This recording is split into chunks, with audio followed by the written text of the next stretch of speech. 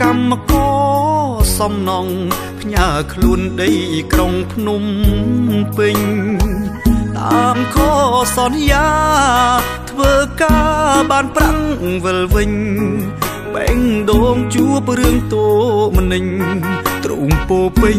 ដោយក្តីឈឺផ្សាជប់រងាដណ្ដប់ផាហុំដែលតូចតន់ផ្ញើមកឲ្យខ្ញុំគ្រប់វេលាពេលនឹកដល់មុំអានុសាវរីយ៍គ្រប់ទីភូមិឋានសុខុម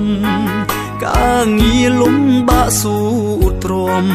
ព្រមចង់បានមុំជាគូវាប្រាំងគ្មានន័យដល់ខ្ញុំទៀតទេ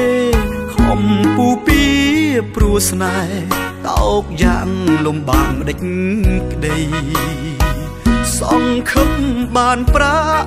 ថាបានវិលជួបចរណីបែជាខំក្តីស្រ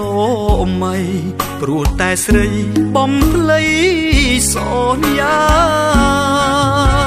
ខំផឹកស្រាបំបត្តិកង្វល់ប្រាក់ខំរករលីគ្មានសល់ព្រោះនិមលលួយក្បត់ក្រោយខ្នងបែង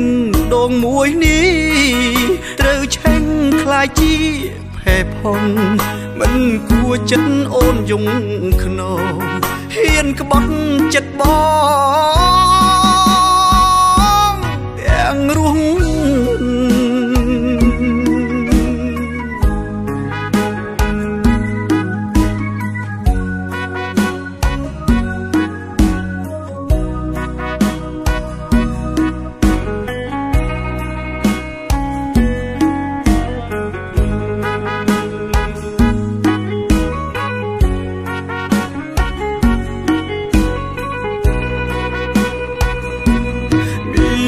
ប្រាំងគ្មានន័យដល់ខ្ញុំទៀតទេខំពូពីព្រោះស្នេហ៍តោកយ៉ាងលំបាកដេចក្តីសង្ឃឹមបានប្រាថាបានវិលជួបចរណីបែជាខំក្តីស្រមៃព្រោះតែស្រីបំភ្លៃសន្យាផឹកស្រាបំបត្តិកង្វល់ប្រាក់ខំរករលីគ្មានសល់ព្រោះនិមលលួយក្បត់ក្រោយខ្នងបែង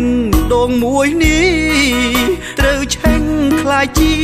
ផែផុងមិនគួរចិត្តអូនយងខ្នងហ៊ានក្បត់ចិត្តបង